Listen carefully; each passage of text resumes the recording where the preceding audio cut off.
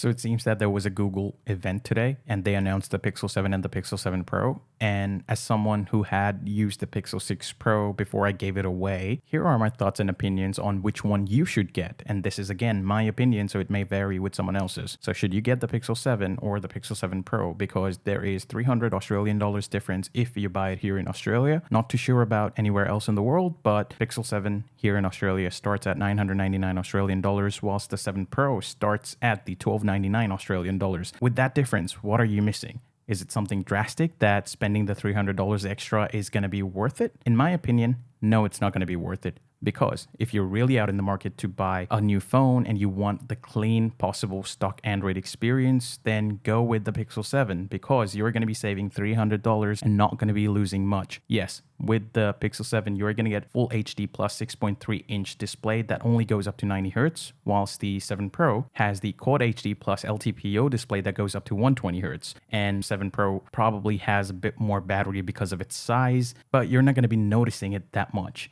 And if battery is really the problem, then get the 7, spend $50 to $100 extra and buy a battery pack. You're going to get more because there's not much difference, really. I'm going to put the differences in the screen here so that you can see and make the decision for yourself. So here we have the comparison. We don't care about the Pixel 6a, we only care about the Pixel 7 and the Pixel 7 Pro. So you can see here the price difference between the 7 Pro and the 7 is $300 difference. So the $300 difference basically doesn't amount to anything apart from what I already mentioned. 7 Pro, 6.7 inch, and the 7 is 6.3 inch. The 7 Pro obviously Quad HD plus, 7 Full HD plus. Aspect ratio is 19.5 by 9, and then the other one is 20 by 9. 120 Hz versus 90 Hz. Everything else is same apart from the nits here. You can see the 7 Pro has 1500, whilst the 7 has 1400, so only 100 nits difference, which doesn't amount to much. You can see the 7 Pro, obviously with the bigger size, has 5000 milliamp hour battery, whereas the 7, a smaller body, has 4355. Not that much of a difference. Obviously, as I said, get a battery bank and then you should be covered. Everything else here is pretty much the same. And if you scroll down, that's pretty much the same again with the dust resistance and everything here in terms of design.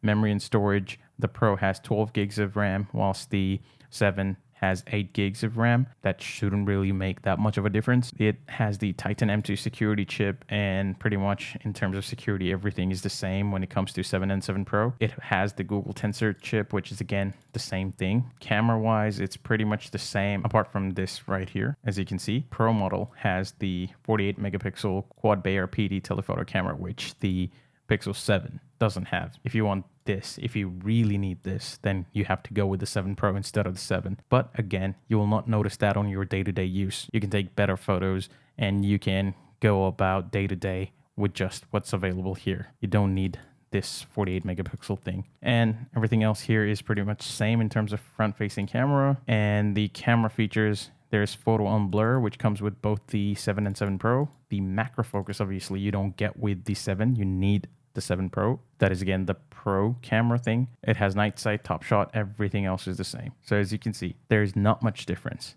The only difference is Pro level camera on the Pro and not on the 7. And then the memory, which is 8 on the 7, and then 12 GB RAM on the 7 Pro, but not something that you're going to notice on your day-to-day use. You're still going to be happy with the Pixel 7 instead of the Pixel 7 Pro, and you're going to be saving $300 that can be put to good use for something else. So as you saw, there's literally not much difference. You're basically going to be saving money and getting the same experience if you get the 7 instead of the 7 Pro. Now, if the 120 Hz really matters to you, then maybe it makes sense for you to spend that $300, but for normal users or average user, it doesn't really matter. I myself haven't ordered the Pixel 7 yet, but I do plan on ordering the 7 so that I could review it and maybe potentially use it for a week or two to then do a detailed review of the experience that the 7 comes with and if I really am going to miss the 7 Pro. So do stick around for that. For this video, that's pretty much it. Until next time, peace.